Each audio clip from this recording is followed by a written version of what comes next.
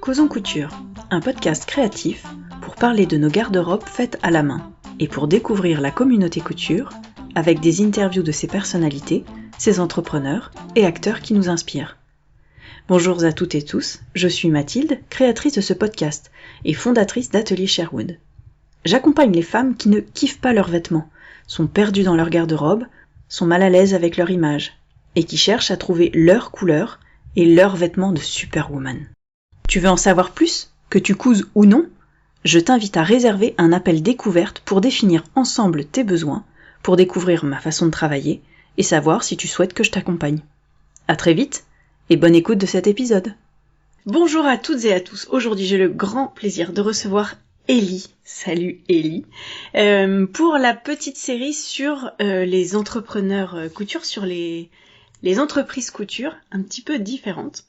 Est-ce que tu peux te présenter, s'il te plaît? Bonjour Mathilde, je m'appelle Ellie, j'ai bientôt 40 ans. Et non, mais je le précise parce que souvent les gens pensent que j'ai 20 ou 30 ans, me disent oui, mais vous, les jeunes. Mais on est jeunes à 40 ans. Oui, on est toujours, mais on n'a plus 20 ans. C'est ça, mais on a l'expérience qui va avec, c'est chouette. J'habite à Berkeley, dans la baie de San Francisco, depuis environ 3 ans, et j'habite aux États-Unis depuis 5 ans environ. Et originellement, je suis de Lyon. Super. Et donc aujourd'hui, on va parler couture et entrepreneuriat autour de la couture. Est-ce que tu peux nous dire comment t'es arrivée dans la couture, justement? Alors la couture est liée à mon aventure américaine. Quand je suis arrivée aux États-Unis, je ne parlais pas un mot d'anglais, je ne connaissais personne, et j'ai rencontré une fille qui faisait de la couture. Et elle faisait ses vêtements. J'étais dingue de son style. Et un jour, elle m'a dit, si tu veux, je peux t'apprendre. Cool. Et voilà comment tout a commencé.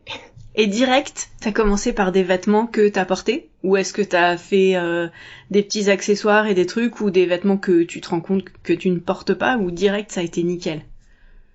Non, ça n'a pas été nickel. C'est un process. Soyons honnêtes. La première fois avec Julie, donc... nous avons fait un tote bag, nous avons commencé un tote bag toutes les deux, et puis j'étais tellement impatiente de finir que j'ai acheté ma propre machine pour le terminer. Super. Ensuite, on m'a conseillé de faire une petite trousse à zip, donc je l'ai faite, voilà. Et ensuite, je voulais absolument passer aux vêtements le plus rapidement possible, donc j'ai fait le shirt number 1 de Sonia Phillips. À l'époque, j'avais trouvé un cours sur internet où elle expliquait, en vidéo, comment il fallait couper son tissu, comment il fallait choisir son matériel, etc. Donc c'était super, j'ai fait ça. Ensuite, j'ai fait des choses très simples, des petits hauts, des petites jupes. Julie me conseillait à chaque fois sur le type de patron. Je suis très vite passée au patron indépendant. Je peux passer par le Burda et compagnie. Tout de suite à imprimer des patrons et à les coller ensemble. Oui. Et voilà, comme ça, de fil en aiguille. Puis ensuite, j'ai fait des patrons de tessuti que j'aimais bien pour les débutants. Genre Atina, Roby, etc. Et le premier vrai projet satisfaisant a été le Perséphone. Tac. Direct. C'est bon. Et tu t'es dit, celui-là, je vais le faire en 15 fois. Comme ça, ça va être clair. Oui. Non, mais j'ai fait une toile une première fois. C'était un peu grand. J'ai contacté la créatrice qui est juste géniale. Elle m'a aidée pour le fitting depuis Etsy parce que je ne connaissais pas du tout Instagram à l'époque. Donc elle m'a aidée via Etsy à faire les modifications, et puis je l'ai fait une fois, et puis une deuxième fois, et puis une troisième fois, et voilà. Et puis c'est comme ça qu'on commence une collection, ma foi, tu sais. Je sais. Et à partir de quand alors justement t'as rencontré Instagram? Comment ça s'est fait? Encore Julie, mon mentor. Qui m'a dit mais non, tu devrais te mettre sur Instagram, c'est super pour découvrir des nouveaux styles, des nouveaux patrons, et aussi parce que je ne connaissais personne, je parlais pas anglais, que j'étais pas mal isolée. Elle m'a dit que ce serait l'occasion de rencontrer des gens et puis de parler des choses qui nous animent. Donc j'ai commencé par ouvrir un compte Instagram, je sais plus à quel moment, mais j'étais plus en spectatrice. Ouais. Pendant un bon moment. Mmh. Et puis ensuite, l'effet pandémie a fait que je me suis dit, bon, allez, on va poster une photo, puis 2, puis 3, et puis je me suis prise au jeu. Et à partir de quel moment tu sens qu'il y a eu un truc qui a basculé et que t'as eu ce moment un peu d'explosion où tout le monde a kiffé ce que t'as fait? Waouh. Honnêtement, moi j'ai trouvé ça chouette. Ouais. J'ai toujours eu beaucoup de distance avec Instagram. On fait des rencontres super, mais c'est pas toute ma vie. Bah non. Et non, je pris ça très... non, il y a rien qui a changé, en fait. C'était chouette, ça m'a fait chaud au cœur. Surtout pendant la pandémie où, voilà, on était tous isolés, chacun de son côté. Mais je sais pas, j'ai pas senti un... Je saurais pas répondre à ta question. Est-ce qu'il y a eu une sorte de régularité dans ce que t'as posté ou est-ce que c'était ton style qui a plu ou je pense que ça a eu pas mal de réactions. Enfin, t'as eu beaucoup de gens qui sont anglophones qui te suivent aussi. Mm-hmm. Et ça t'a apporté des rencontres. Est-ce qu'il y a eu un réseau plus qu'un autre je veux dire, des personnes que tu suivais, qui t'ont suivi, comment ça... Si, j'ai rencontré pas mal de monde et il y a des personnes avec qui la relation est devenue un peu plus proche. Il y a des gens que j'ai rencontrés après la pandémie quand le monde s'est réouvert un peu, j'ai rencontré en vrai. Il y a des gens avec qui j'ai lié de vraies amitiés. Ouais, en fait, le boom entre guillemets m'a permis ça, de rencontrer du monde en vrai et aussi virtuellement et de lier des amitiés, mais je sais pas ce qui a déclenché ça. En fait, j'ai pris tout ça et je le prends toujours très naturellement. Je me pose pas trop de questions en fait. C'est bien. Mais je vais devoir réfléchir à ta question maintenant. Désolée. Honnêtement, je ne saurais pas comment répondre. Et est-ce que tu trouves que de partager tes publications ou te mettre à coudre, est-ce que ça a changé ton style ou est-ce que c'est dans la continuité de ce que tu portais avant? J'ai remarqué que ça m'a permis de me reconnecter avec mon style, la couture. J'habitais à Lyon, en ville, et je bossais dans une agence, donc il fallait être habillée tous les jours, même si j'ai toujours eu un style très relax. Mm-hmm. Il fallait quand même s'habiller. Et quand je suis arrivée en Californie, d'abord à Santa Cruz et dans la baie de San Francisco, ici, il faut dire que le style est très, très, très décontracté. Ouais. C'est jean, basket, doudoune toute l'année. Ouais.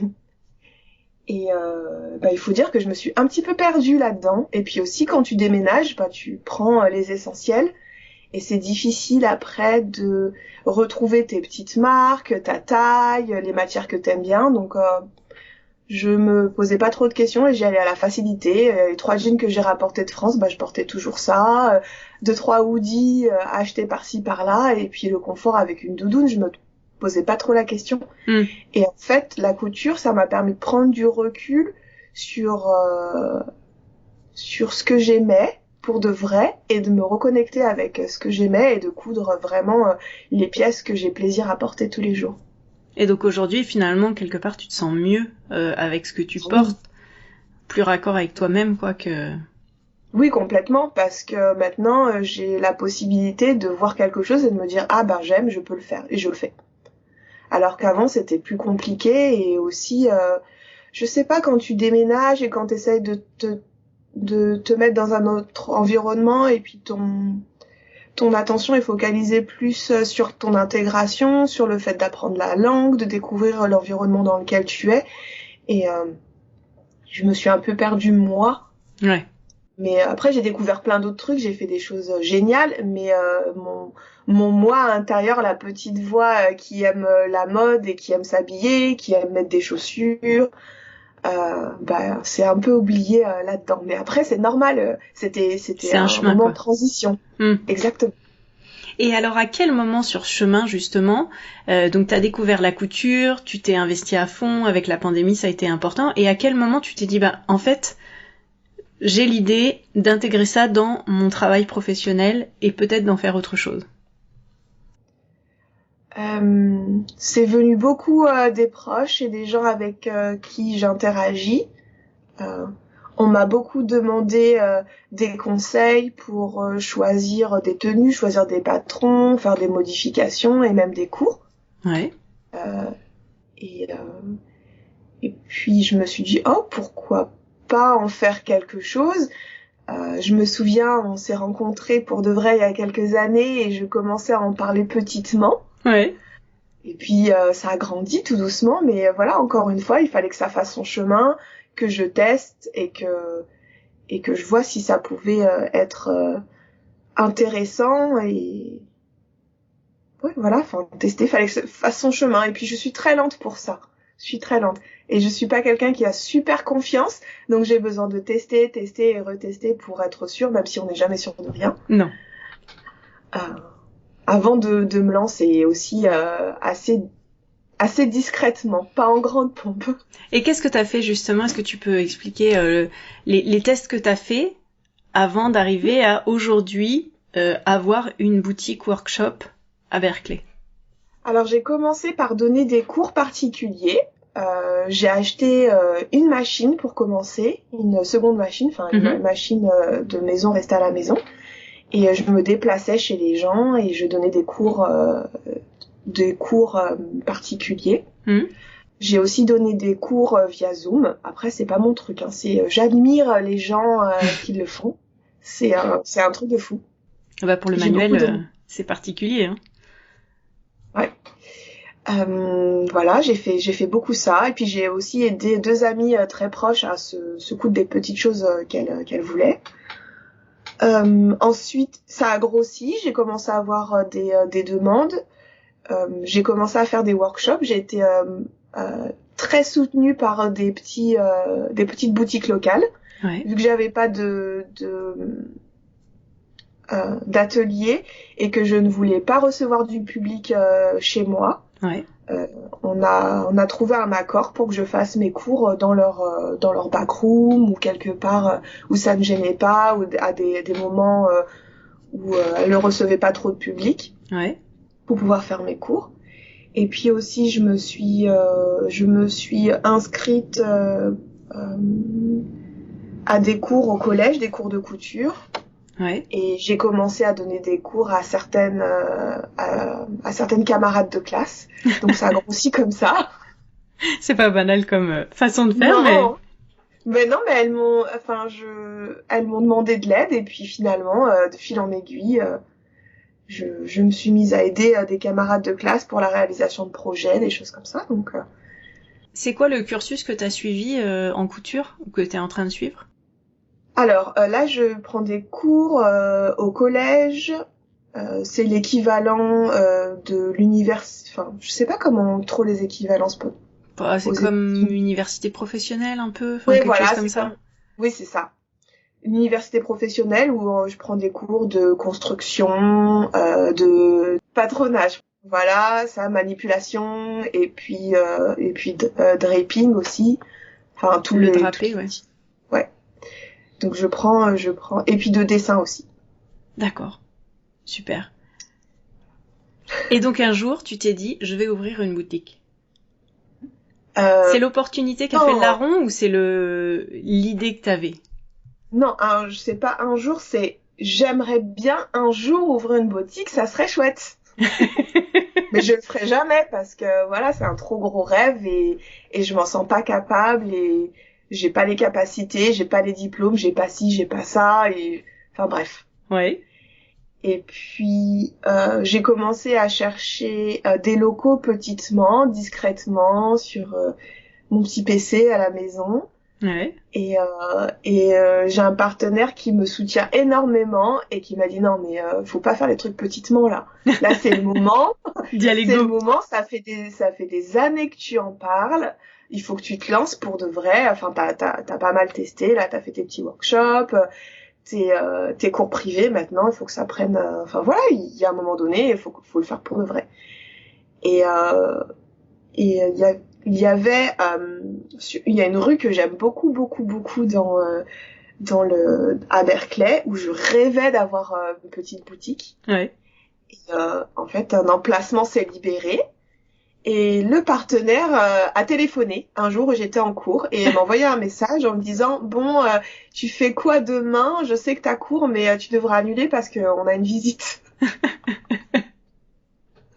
et voilà. Et c'était alors, ça a ouvert quand? J'ai ouvert officiellement le 29 avril ou 28 avril, je ne sais plus. C'était un samedi. Donc ça fait 2 mois. Oui. Très intense. 2 mois. Et qu'est-ce que tu proposes en fait dans ce lieu? Alors, je propose des cours privés où les personnes peuvent venir et je les aide à compléter leur projet, ou je les aide sur une technique particulière qu'ils ont envie d'apprendre. Mm-hmm. Je fais des cours en groupe également, ouais.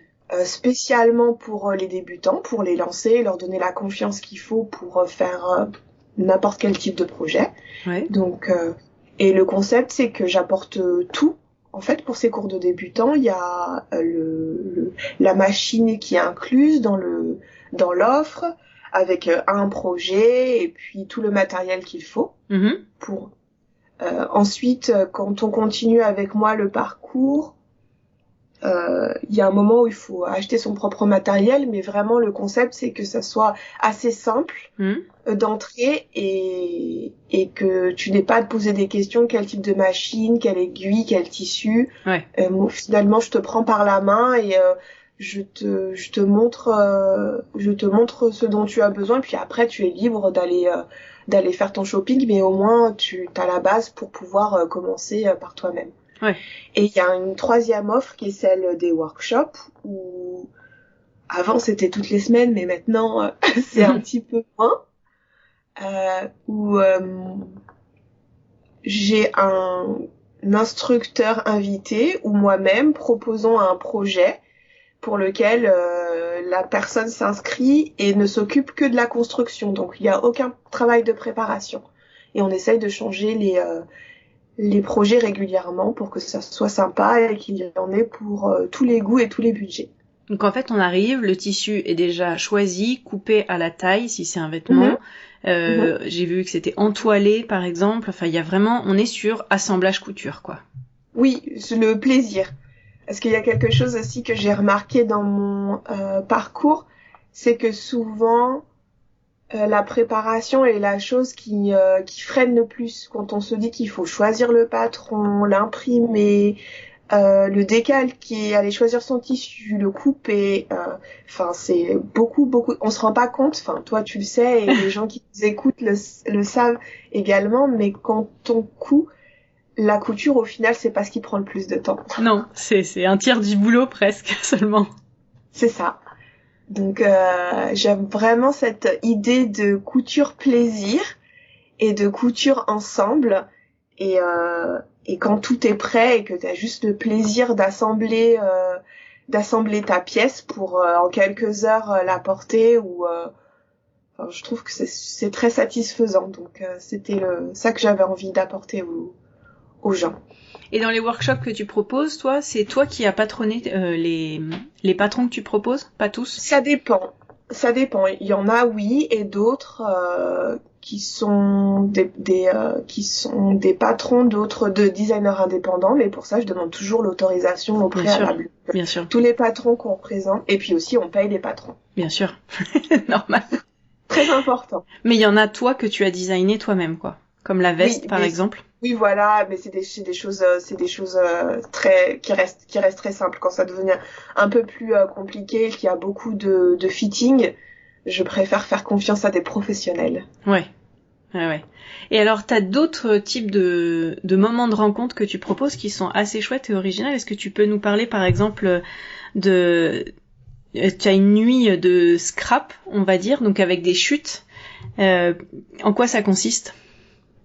Alors, cette nuit, c'est une nuit en collaboration avec Sadie de Spaghetti Worsted Sewing sur Instagram. En fait, l'idée, c'est de récupérer les chutes du studio. Ouais. Enfin, à la base, après, ça a grandi. Ouais. Mais à la base, c'était de récupérer les chutes du studio pour en faire du patchwork et de faire des petits X's.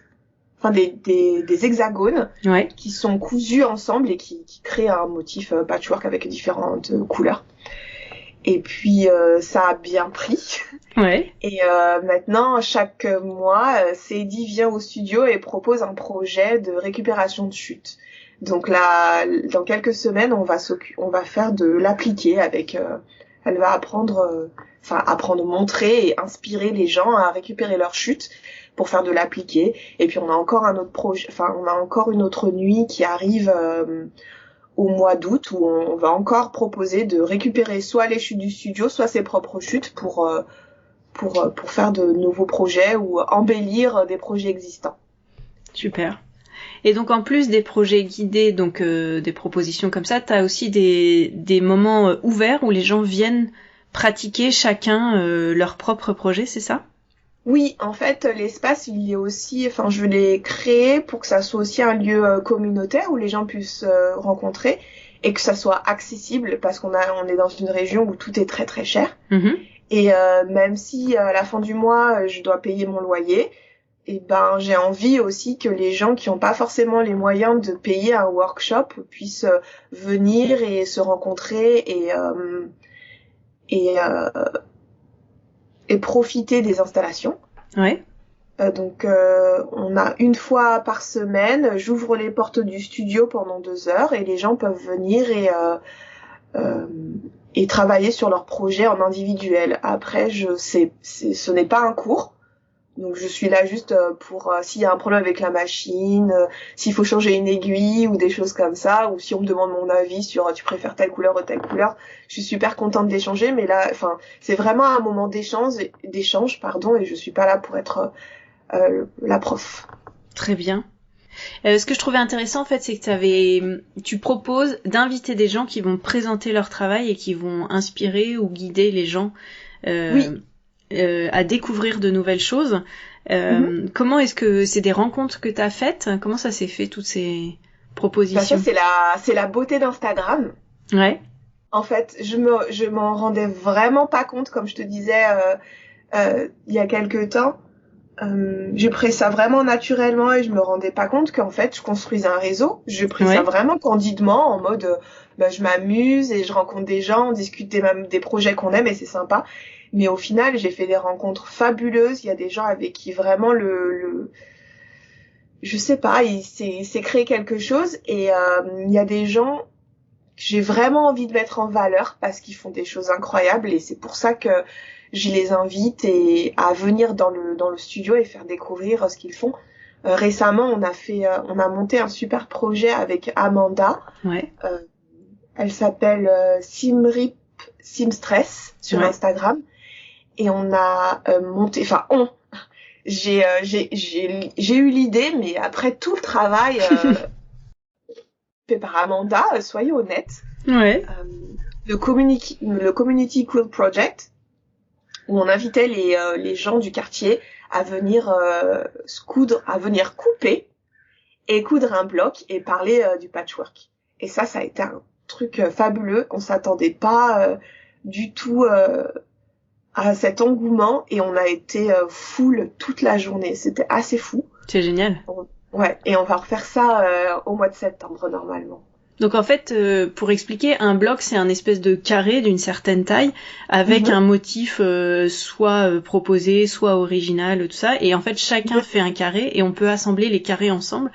Et l'idée du patchwork au départ, c'était justement d'assembler tout plein de petits carrés, quoi. C'est ça. Et donc Amanda a proposé 4 designs, un super facile, accessible pour les débutants et pour les gens qui n'ont jamais cousu auparavant, parce que ça aussi c'était une façon d'amener les gens dans l'espace et de leur faire découvrir la couture et leur montrer que c'était accessible. On a eu plein de gens pour qui c'était la première fois. Ouais. Première fois couper du tissu, première fois coudre une ligne et première fois compléter un projet. Donc c'était super. Et donc je disais donc elle a proposé quatre designs, un pour les débuts, deux pour les débutants, super débutants, Ouais. un pour les personnes qui savent un petit peu coudre et qui ont envie de se challenger, et un pour les personnes qui font déjà du quilt et qui ont un peu cette vision dans l'espace et qui savent assembler des choses en respectant bien les marges de couture. Très important pour le quilting.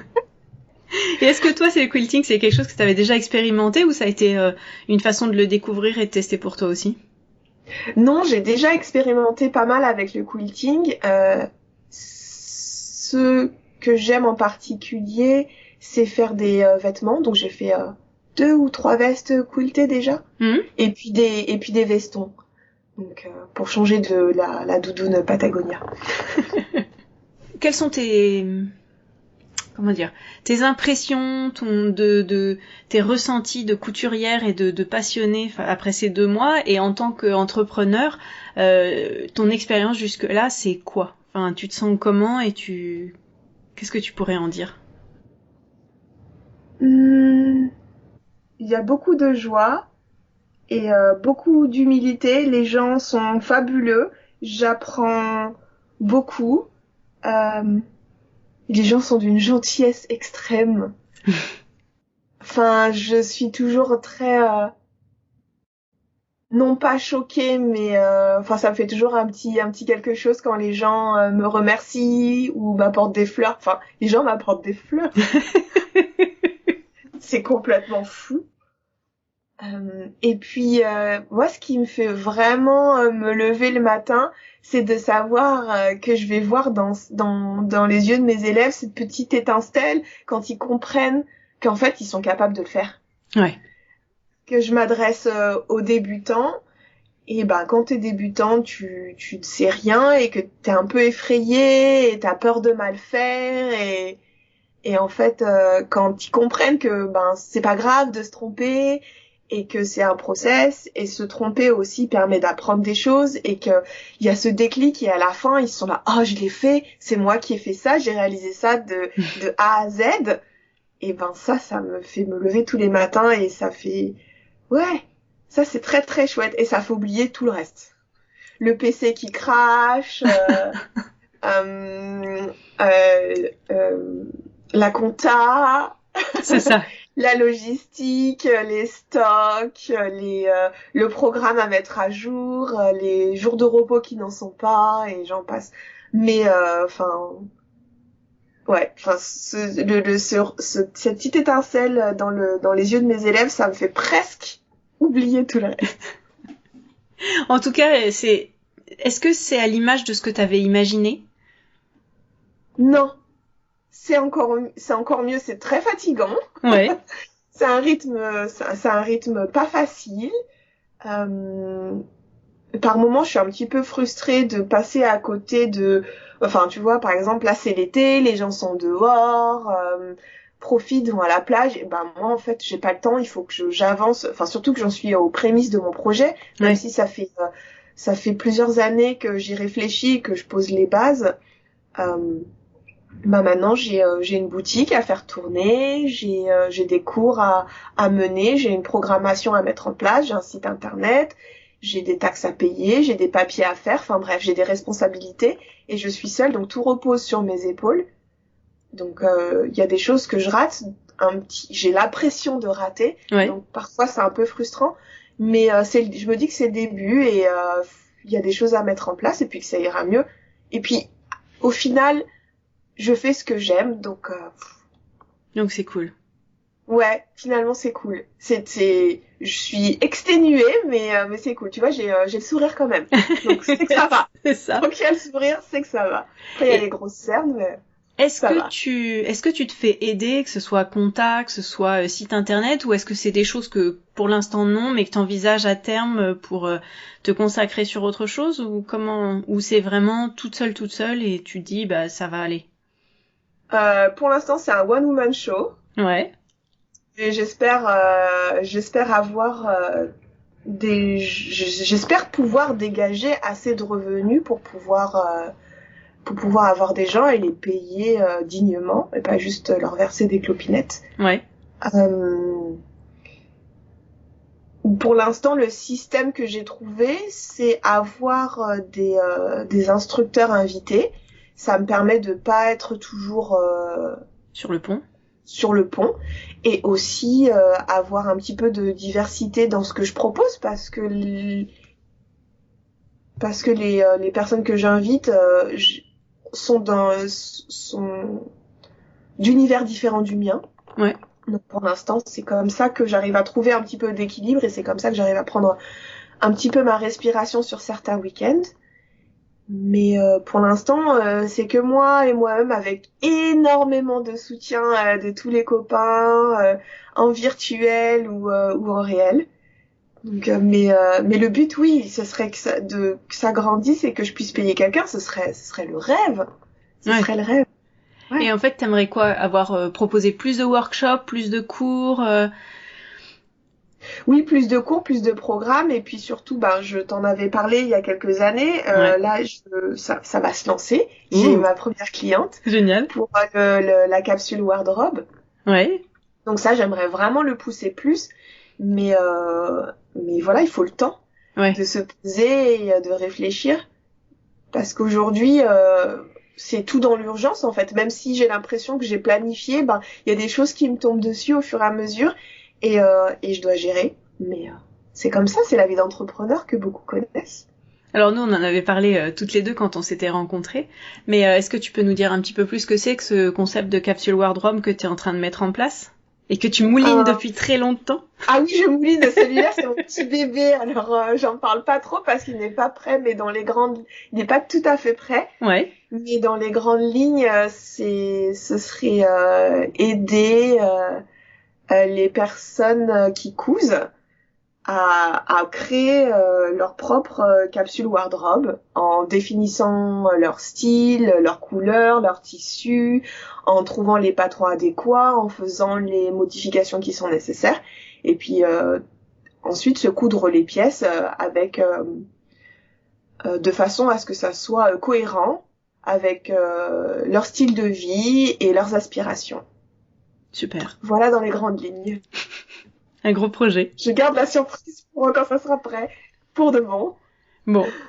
Et dans ces cas-là, on te suit sur les réseaux ou sur ton site pour avoir plus d'infos sur ce projet et puis surtout toute la programmation que tu proposes.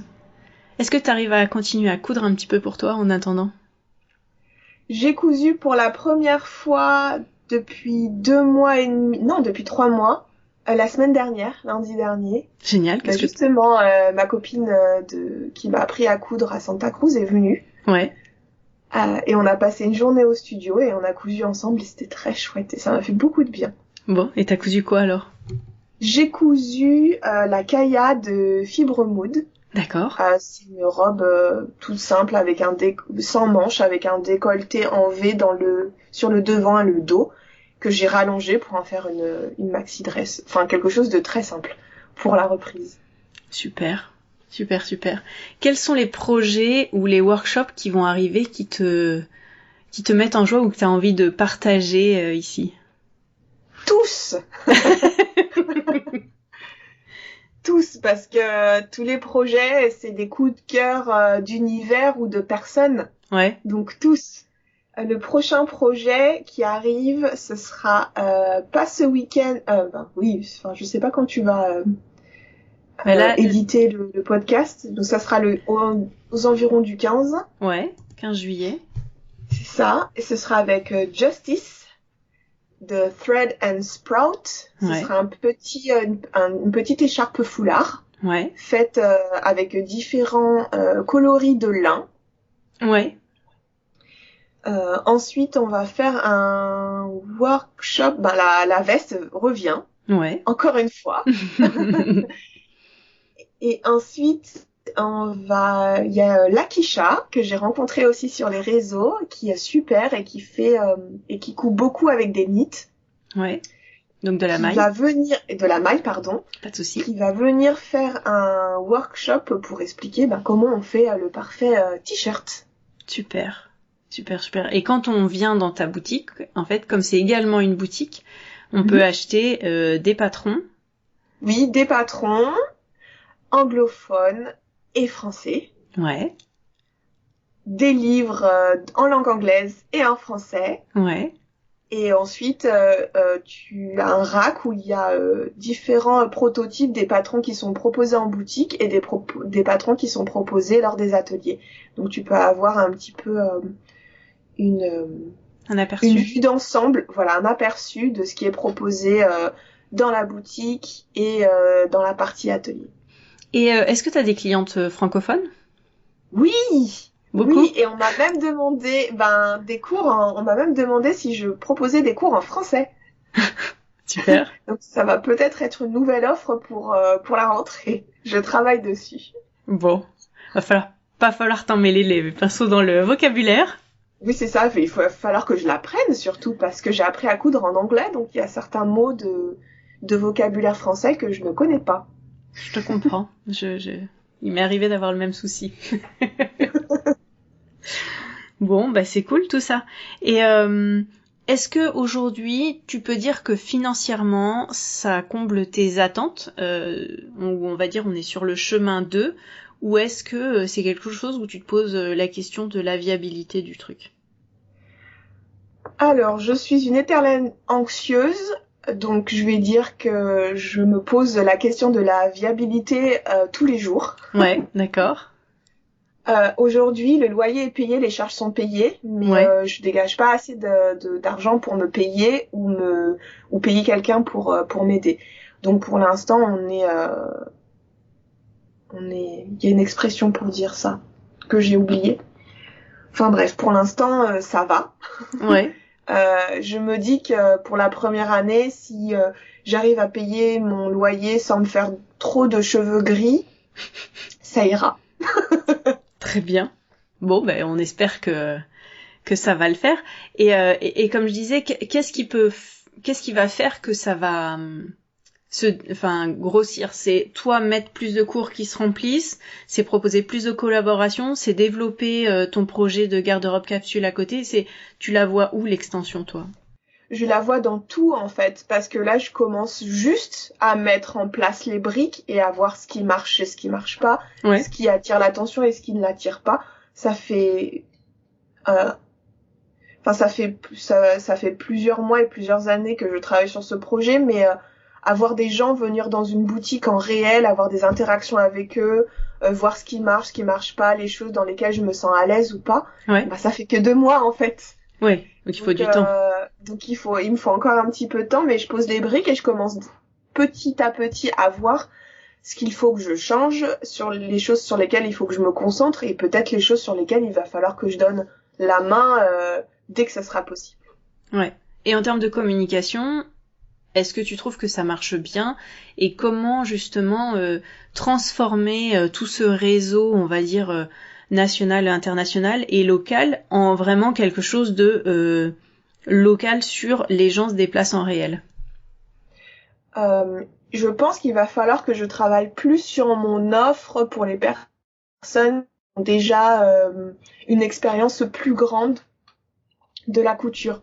Les événements, par exemple, l'événement qu'on a fait avec Amanda était intéressant parce que justement ça permettait à des gens débutants comme expérimentés de se rencontrer, de travailler sur un projet commun. Ouais. Et pour l'instant, je me concentre beaucoup sur les débutants parce que c'est les personnes avec qui je me sens à l'aise. Ouais. Mais je pense que dans l'avenir, il va falloir que je propose des choses un petit peu plus pointues pour pouvoir justement attirer entre guillemets plus de gens qui sont dans mon réseau plus proches de venir en réel. Parce que pour l'instant, certaines d'entre elles se déplacent pour la boutique, pour les livres ou pour les patrons, mais pas pour les workshops parce qu'ils sont pas encore adaptés à leur niveau ou à leurs exigences. Mais voilà, ça vient. Pour l'instant, je pose les bases, comme je te disais. Mais je suis consciente de ça. Pardon. Non, je t'en prie. Et elles te demandent, elles te font des propositions, elles te disent qu'elles aimeraient bien certains workshops de certaines sortes? Oui, alors ça, les propositions, j'en ai tous les jours, les gens ont plein d'idées. Après, je suis toute seule. les choses prennent du temps et aussi il y a certaines choses qui coûtent de l'argent, donc aujourd'hui qui sont pas possibles à mettre en place, mais je prends toutes les idées. Toutes les idées ne sont pas nouvelles. J'ai mon petit carnet avec des idées que j'aimerais mettre en place, mais voilà, encore une fois, c'est une question de temps. Les idées, ça ne manque jamais. Et dans les idées qui demandent de l'argent, c'est faire venir des gens, surtout? Oui. Ouais. C'est ça, ouais. Surtout sur des trucs pointus, par exemple, j'aimerais bien faire venir quelqu'un pour faire du patronage. Ouais. Parce qu'aujourd'hui, j'en fais, mais pour moi, et j'ai pas les capacités et l'énergie d'apprendre plus pour pouvoir enseigner. Mm-hmm.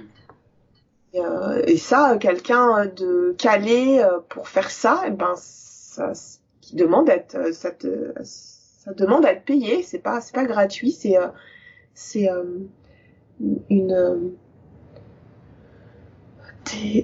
technique, ça demande beaucoup d'études et les gens, c'est normal qu'ils soient payés. Oui, tout savoir-faire. Voilà, le savoir-faire doit être exactement.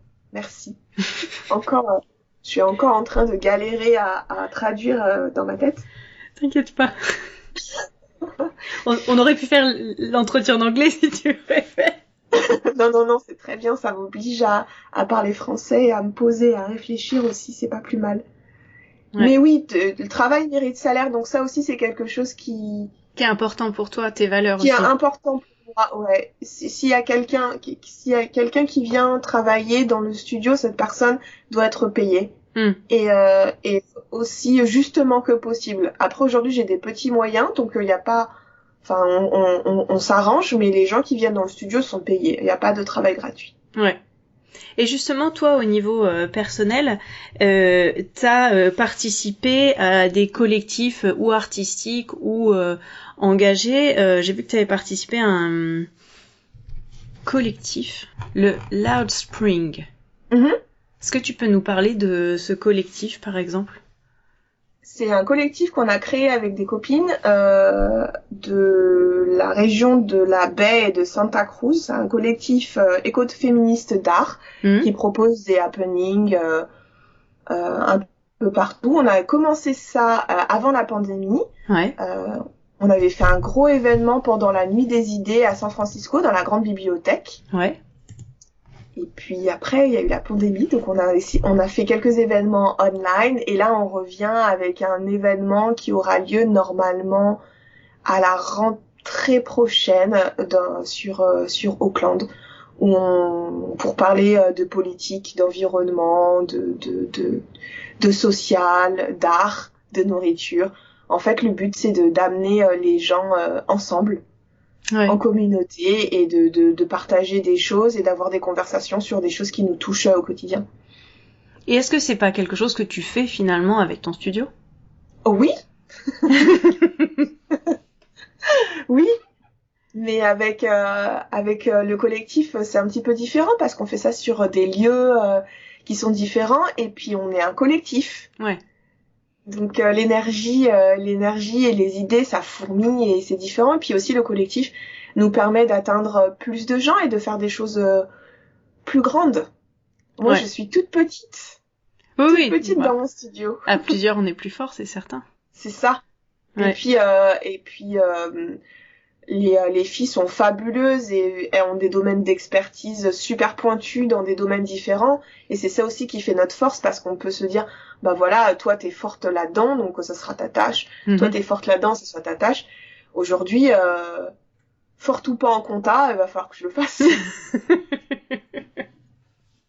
Oui. Alors que dans la team, on a quelqu'un qui fait la compta. Donc ça c'est cool. Ça c'est cool. Ouais. Non, ce que je voulais dire, c'était que aussi il y avait cet engagement que tu as par ailleurs personnel, on le retrouve, je trouve, dans ton studio, même si moi j'habite à l'autre côté du monde et que je ne suis pas venue te voir en personne malheureusement, mais pas encore. Un jour, j'espère. Et en fait, je trouve que ça se ressent dans ta communication, que ce soit sur donc t'as un compte personnel et t'as aussi le compte Instagram de ton studio. Et je trouve que ce soit sur le site du studio ou sur le compte Insta, en filigrane, ta personnalité et tes engagements transparaissent et je trouve ça super chouette en fait. C'est-à-dire que t'es toi-même et même si c'est un studio avec une ambition quelque part, oui, forcément, je pense que quand on crée des projets commerciaux, il y a une ambition personnelle avec des engagements personnels, mais malgré tout, il faut que, comme tu dis, tu payes ton loyer, que tu fasses ta compta et que tu payes les gens qui viennent te voir, mais justement choisir de payer les gens qui viennent te voir, choisir la représentativité des gens, la représentation, qui tu invites et les valeurs de chacun, c'est super important et ça transparaît, donc je trouve ça chouette que ce que tu es se voit en fait, c'est cool. Oh merci Mathilde, c'est trop gentil. Ça me touche vachement, merci. Mais c'est vrai, enfin, tu vois, en préparant l'entretien, j'ai revu ça et je me suis dit, c'est chouette parce que on voit qui elle est et ce en quoi elle croit et je pense que c'est important et c'est ce qui fait aussi le fait que ça fonctionne et le réseau marche et que la mayonnaise prenne en fait, qui est vraiment, je vois plein de gens qui partagent ce que tu fais, qui est des gens qui viennent te voir, qui te remercient, et c'est cool et je pense que un autre studio fait par quelqu'un d'autre qui aurait des valeurs autrement ou qui aurait pas choisi alors c'est pas tant de les afficher parce que je pense que tu les affiches pas mais finalement en filigrane c'est là quoi en fait et je pense que c'est pas possible pour toi de faire sans ça en fait et c'est ça qui est assez intéressant je trouve. C'est gentil de dire ça, franchement je le fais sans réfléchir. Je pense c'est juste que pour moi c'est naturel, enfin d'avoir des gens qui viennent travailler, qui soient payés, pour moi c'est naturel. Le fait de choisir des gens de différents horizons, de différentes perspectives et aussi que ça soit visible dans la boutique à travers les livres ou les choix de patron, je trouve que c'est normal en fait. Le monde est beau parce qu'il est divers et si je peux avoir cette diversité aussi de mon studio, c'est chouette. Moi, ça me fait du bien quand je vois que j'ai des gens de plein de backgrounds différents dans mon studio. Je sais pas. Non, mais je suis d'accord avec toi. C'est ça qui est inspirant, donc je réfléchis pas trop à ça. Donc c'est gentil de dire que ça se voit parce que je me rends pas compte. Vraiment, en fait, je le fais pas en ayant un but, je le fais parce que mais je pense que ça se fait bien. Je pense que ça se fait naturellement parce que c'est aussi ce que tu véhicules en fait. Donc les gens qui interagissent autour de toi sont raccord avec ta vision ou ta façon de faire et donc forcément ça se voit et ça se ressent quoi. Merci, c'est chouette de dire ça. Voilà. Chouette parce que je m'en rends pas forcément compte, donc c'est bien d'avoir un regard extérieur. Un regard extérieur affûté comme le tien. Merci. De rien. Et avant de finir, je voulais reparler, t'avais participé à une petite... t'avais pris la parole sur une conférence en ligne sur le zero waste, donc sur les zéro chutes. C'est toujours quelque chose auquel tu fais attention et qui t'anime. Comment est-ce que tu réfléchis à ça peut-être pour tes workshops où il y a des choses comme ça? Enfin, alors tu travailles, donc t'as des propositions de nuit pour travailler avec les chutes, mais est-ce que ce côté écologique du patronage et de la coupe, c'est quelque chose auquel tu réfléchis ou pas encore beaucoup en termes de propositions au studio? Pour l'instant, en termes de propositions au studio, pas encore, parce que j'ai un petit peu mis ça de côté, pour être honnête. Il y a un moment donné où je me retrouvais pas stylistiquement dans les propositions de Patron Zero Waste. Ouais. C'est tout l'enjeu, je pense. Ouais, et c'était un peu difficile. Mais là, je sais qu'il y a des choses en préparation. Et puis aussi, j'ai commandé le livre de Birgitta, qui est pas mal et qui est vraiment top et qui donne aussi des clés pour pouvoir un petit peu changer des choses et faire en sorte que le fit soit celui qui correspond le plus à ma morpho. Parce que c'est ça aussi, j'ai pas mal galéré à comment on resize, etc. Et je suis pas une mateuse. Donc ça m'a un peu frustrée, mais là je m'y remets doucement. Je suis en train de travailler sur un top là, donc j'espère que je suis en train de travailler. Le tissu est sélectionné, les petites mattes sont faits, les mattes sont faits, après il va falloir que je m'y mette. Ouais. Bah, c'est tout l'enjeu du zéro chute, en fait. C'est que souvent, quand on pense zéro chute, on pense à quelque chose d'un peu large, un peu loose et pas très près du corps. Et c'est tout l'enjeu de ces créations-là, d'avoir de la structure et d'être plus près du corps et de s'adapter à chaque courbe des corps, quoi. Ouais, c'est ça. Après, j'aime bien tout ce qui est oversize et un petit peu loose fitting, mais ouais, j'ai encore du mal. Il faut que je trouve, et en fait, il faut que je prenne le temps d'expérimenter, mais le temps, tu sais. Je vois bien. Mais c'est toujours là, je n'ai pas abandonné, j'ai juste mis ça de côté. Et en attendant, bah, c'est pas idéal. Les chutes, on en produit toujours pas mal au studio, mais on essaye de les réutiliser dans les projets comme du quilt ou des scrap knives, des choses comme ça. Et puis moi aussi pour stuffer des trucs. Enfin, ouais. C'est pas idéal la création de chute à la base, mais on essaye de faire au mieux et aussi de choisir des tissus qui font pas trop de mal non plus et qu'on peut réutiliser assez facilement. Et c'est quelque chose que tu partages aussi avec tes élèves, le choix des tissus et ouais. Pour leur apprendre tout ça, quoi. Oui, c'est super important. Et puis aussi par rapport à son corps et à sa santé, on n'a pas envie de mettre n'importe quoi sur soi. On va le porter tous les jours. Et puis aussi, on passe beaucoup de temps, d'argent et d'amour dans son vêtement. Donc autant choisir des matériaux sympas. Bon, super. Et donc, si on veut te suivre, déjà, quel est le nom de ton studio exactement? Est-ce que tu me donnes toutes les infos pour te retrouver et tout ça, si on va à Berkeley? Ok, si on va à Berkeley, mon studio s'appelle Studio Sessions. Studio Session. Ouais. Le compte Instagram s'appelle studiosession.sewing, S-E-W-I-N-G. Ouais. Ça, c'est la partie pro. Et sur la partie perso, on me trouve chez Slowsewed, S-L-O-W-S-E-W-E-D. Super. Et bientôt, peut-être d'autres tenues de Ellie avec des coutures par Ellie. Ouais, un jour. Ça viendra. Oui, j'espère. Bon. On en reparlera, on pourra refaire le point dans quelques temps quand on se verra. Et puis si vous voulez d'autres infos, donc tu as une newsletter que tu envoies avec les informations régulièrement sur le site du studio. Donc oui, il y a une newsletter par mois ou deux quand il y a un événement spécial, mais je ne spamme pas. Très bien. Donc on peut retrouver tout ça sur le site dont si on cherche Studio Session, on va trouver, ou alors via Instagram. Exact. Super. Merci beaucoup, Ellie, pour ce partage. Merci à toi, Mathilde. À bientôt. À bientôt. Je suis coach en images et j'aime travailler avec les couturières. Tu cherches une aventure folle ? Je te propose mon accompagnement de groupe de 4 semaines pour découvrir ton corps, trouver tes couleurs et ton style et surtout te sentir aligné dans tes vêtements. Tu veux en savoir plus ?